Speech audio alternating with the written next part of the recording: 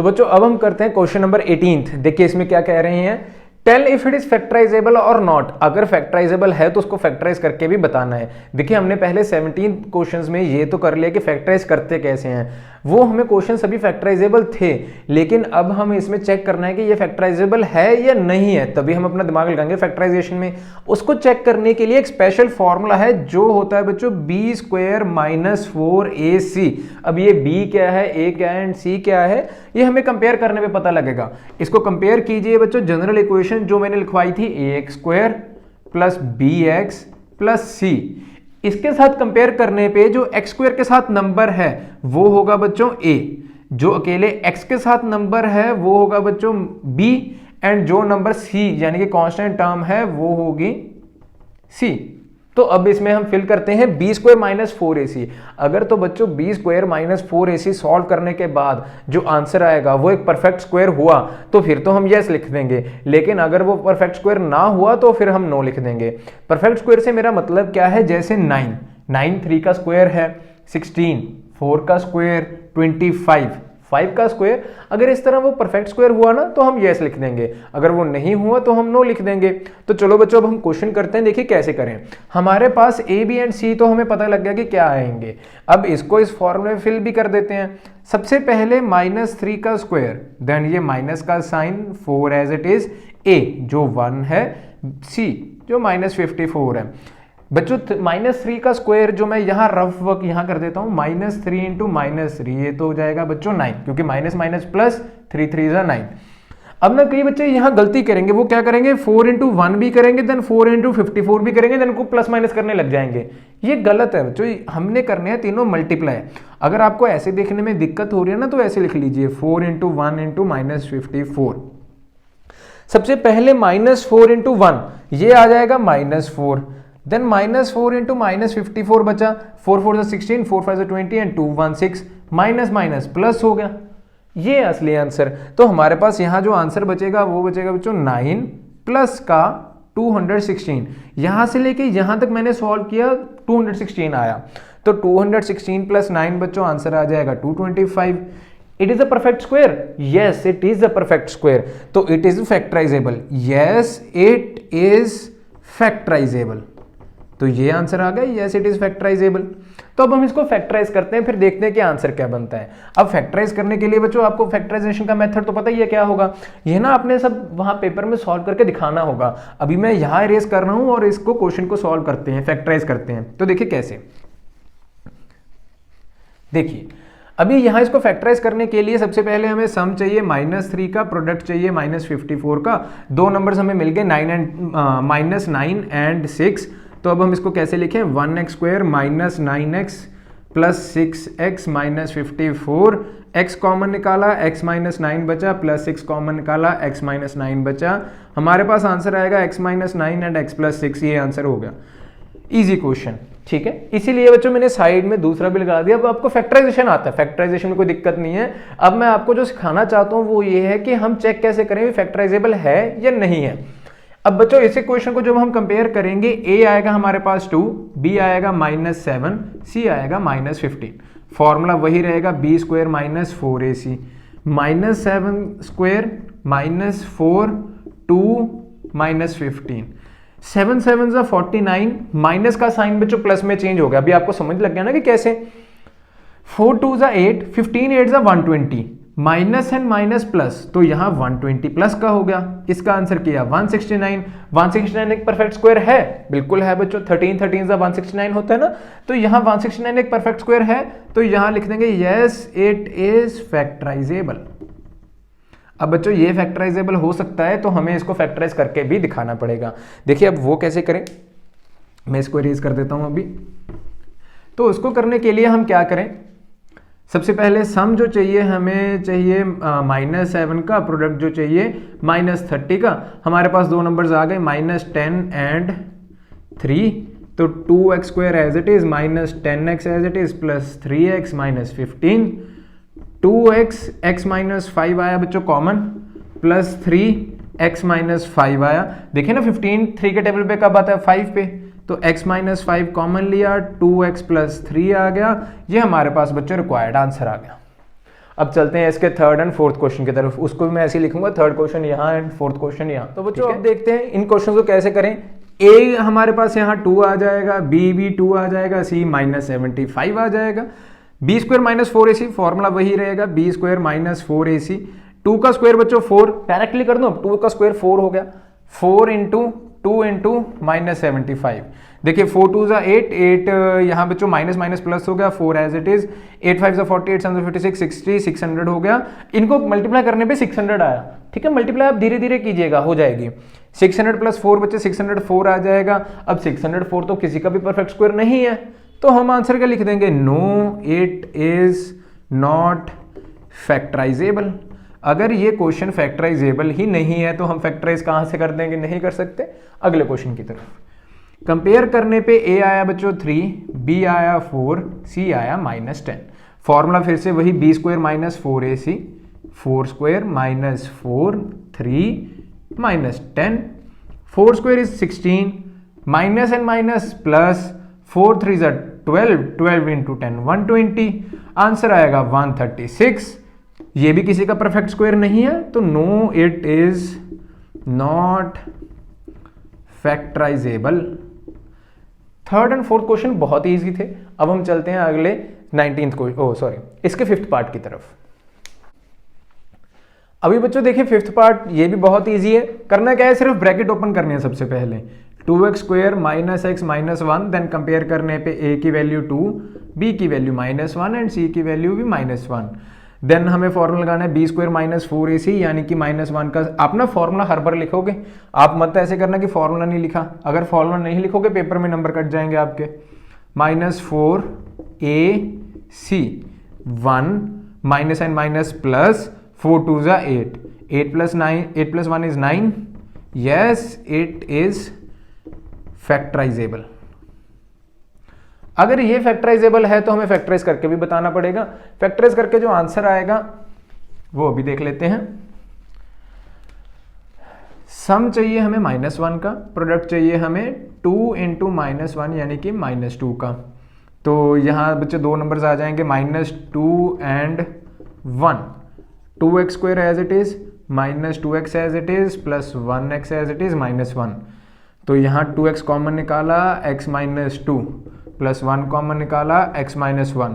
अभी बच्चों मैंने आपको पहले भी बताया था कि 2x आप चाहे पीछे लिख दीजिए, 1x को सामने लिख दीजिए, आंसर सेम ही आएगा, कोई दिक्कत नहीं आएगी।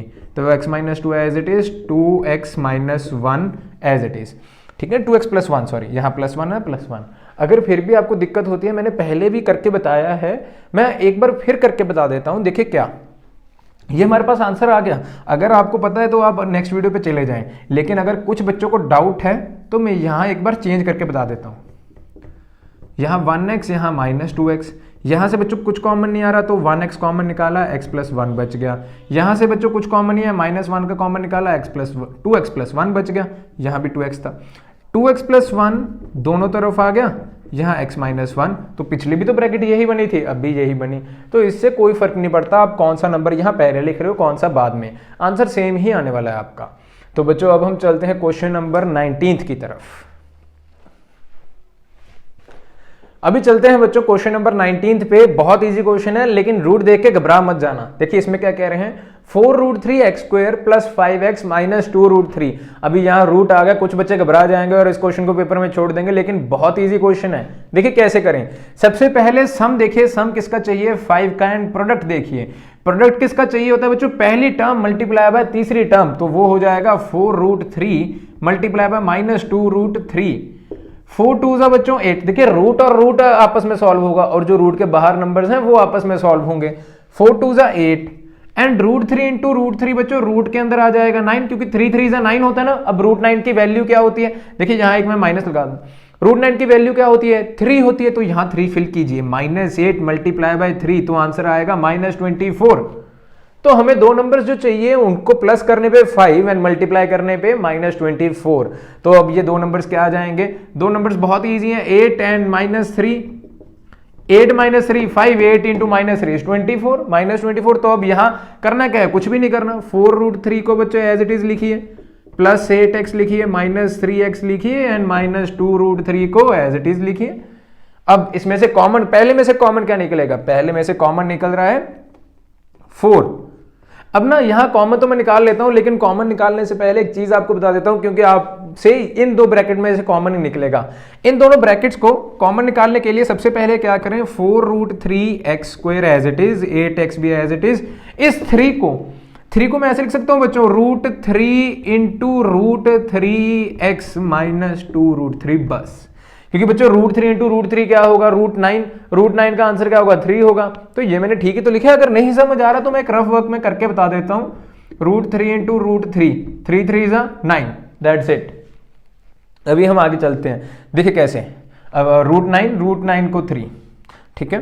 अभी इनमें से बच्चों कॉमन क्या निकलेगा, 4 एंड x कॉमन निकलेगा, हमारे पास बचेगा √3x + 2, क्योंकि 4 के टेबल पे 8 कब आता है, 2 पे। यहां से माइनस का साइन कॉमन निकाला, √3, यहां भी √3, यहां भी √3 को निकालो कॉमन, यहां बच जाएगा √3x प्लस का 2। यहां प्लस का क्यों आया ये आपको मालूम होना चाहिए, +2 4x माइनस √3।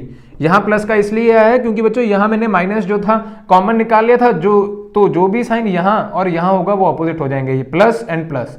तो ये हमारे पास रिक्वायर्ड आंसर आ गया। बहुत इजी क्वेश्चन था, इसमें मुश्किल नहीं था, बस एक जो स्टेप आपको याद रखना था वो ये था, √3 इंटू √3। ये तो हम पहले भी बहुत बार कर चुके हैं, ठीक है। अगर मल्टीप्लाई करना नहीं आता तो यहां आपने सीख लिया। अब चलते हैं हम इसके सेकंड क्वेश्चन की तरफ। तो अब हम देखते हैं question number second of part number second of question number 19। देखिए कैसे करें। यहां लिखा हुआ है 17√2x² माइनस 10x माइनस 4√2। घबराना नहीं है, वैसे ही करना है। देखिए सम हमें चाहिए -10 का, इन प्रोडक्ट हमें चाहिए 7√2 मल्टीप्लाई बाय -4√2। पहले नंबर से नंबर 7 4 जा माइनस, यहाँ माइनस का 28 आ जाएगा, √2 इंटू √2 बच्चों अकेला 2 रह जाएगा, तो आंसर आ जाएगा -56। अब √2 इंटू √2 को मैंने अकेला 2 कैसे लिखा, देखिए √2 मल्टीप्लाई बाय √2, 2 2 जा 4, रूट के अंदर 4 यानी कि बाहर 2। एक सिंपल मेथड ये है, आप ऐसे याद रख लीजिए, अगर रूट के अंदर सेम नंबर्स हो उन पे रूट हट जाता है, रूट के अंदर सेम नंबर्स हो तो उन पे रूट हट जाता है, रूट के अंदर अगर सेम नंबर्स हैं तो उन पे रूट हट जाता है। ये भी एक मेथड आप याद रख लीजिए, थोड़ा सा इजी रहेगा। अगर आप कैलकुलेट करके याद रख सकते हैं तो बहुत बेस्ट मेथड है वो, तो बहुत ही बेस्ट रहेगा। तो अभी मुझे ऐसे दो नंबर्स चाहिए जिनको मैं प्लस करूं तो -10 चाहिए एंड मल्टीप्लाई करूं -56। टेबल्स आते हैं बच्चों अगर, तो ये नंबर्स बहुत ही इजी रहेंगे, -14 एंड 4। तो अब इसको कैसे लिखूं, 17√2x² minus 14x plus 4x minus 4√2, that's it. अभी बच्चों जैसे पिछले क्वेश्चन में किया था ना, जो ये टर्म थी उसको मैंने √3 इंटू √3 ऐसा कुछ किया था। अब इसमें देखिए क्या करें, 7√2x², इसको लिखना है हमें 14 को, 7√2 into √2x plus 4x minus 4√2। अभी मुझे कैसे याद रहा कि ये करना है, ये भी मैं आपको बताऊंगा, लेकिन क्वेश्चन के एंड में। देखिए कैसे, अभी 7√2 एंड 7√2 को तो कॉमन निकालें, तो 7√2 कॉमन आया, यहां बचा x भी कॉमन आएगा, यहां बचा x माइनस √2। यहां से बच्चों 4 कॉमन निकालें, x माइनस √2, x माइनस √2 दोनों तरफ आ गया। उसको मैंने बच्चों ब्रैकेट को कॉमन निकाला, मेरे पास दूसरी ब्रैकेट बची 7√2x माइनस प्लस 4 आएगा। ये टर्म थी ना +4 की, तो +4, ये हमारे पास आंसर आ गया, रिक्वायर्ड आंसर। अभी मुझे पता कैसे लगा कि मुझे इस टर्म को स्प्लिट करना है, उसकी बात करते हैं। देखिए ये हमारे पास रिक्वायर्ड आंसर है। अगर आप बच्चे नोट्स लिख रहे हो तो यहां आंसर लिख सकते हैं, अभी आप सिर्फ समझ लीजिए कॉपी पेन डाउन करके। देखिए कैसे, मैंने सोचा कि मैं वो नहीं करता, अपना रूट नहीं बनाऊंगा। सबसे पहले इन दोनों में से कॉमन निकाला, तो क्या निकालूंगा, 7, यहां बचेगा 7x कॉमन निकाला, यहां बचा √2x माइनस, यहां बचा बच्चों 2, ठीक है, प्लस मैंने यहां से 4 कॉमन निकाला, x माइनस √2, ये आ गया। अभी मुझे देखने पे ये मालूम पड़ा कि यहां तो x माइनस √2 है, यहां √2x माइनस 2 है। इतने सारे क्वेश्चंस कर लिए, कभी ऐसा तो हुआ नहीं कि यहां ब्रैकेट कुछ और यहां ब्रैकेट कुछ और। तो मैंने क्या किया था, यहां √2x एज इट इज, इस 2 को मैं कैसे लिख सकता हूं, √2 into √2 plus 4x minus √2 as it is. अभी आप देखिए √2 एंड √2 कॉमन आ रहा है, तो उसको कॉमन निकाल लीजिए, 7√2x, यहां से √2 बाहर चला गया, अकेला x बचा, यहां से एक √2 बाहर चला गया, सिर्फ एक √2 बचा, और यहां प्लस 4x माइनस 2√2। तो फिर से वही टर्म बन गई ना, x माइनस √2 एंड 7√2x + 4। तो यहां से पता लगा था कि मुझे यहां पहले से स्प्लिट करना पड़ेगा। अगर आप बच्चे नहीं भी करेंगे, ऐसे कर लेंगे, तो ये भी बेस्ट है, कोई दिक्कत नहीं, कोई भी क्वेश्चन आपका रॉन्ग नहीं कर सकता। तो मुझे देखिए मालूम पड़ गया था कि मुझे ऐसे अंदर स्प्लिट करना पड़ेगा, इसलिए मैंने पहले स्प्लिट कर दिया। अगर तो आप पहले कर दोगे तो भी बेस्ट है। अगर आपको नहीं समझ आया, बाद में समझ आ गया कि स्प्लिट करना पड़ेगा इस टर्म को, तो बाद में कर दीजिएगा। ठीक है बच्चों, अब हम चलते हैं क्वेश्चन नंबर 28 की तरफ। अगर वीडियो अच्छी लग रही है तो आप लाइक जरूर कीजिएगा वीडियो को।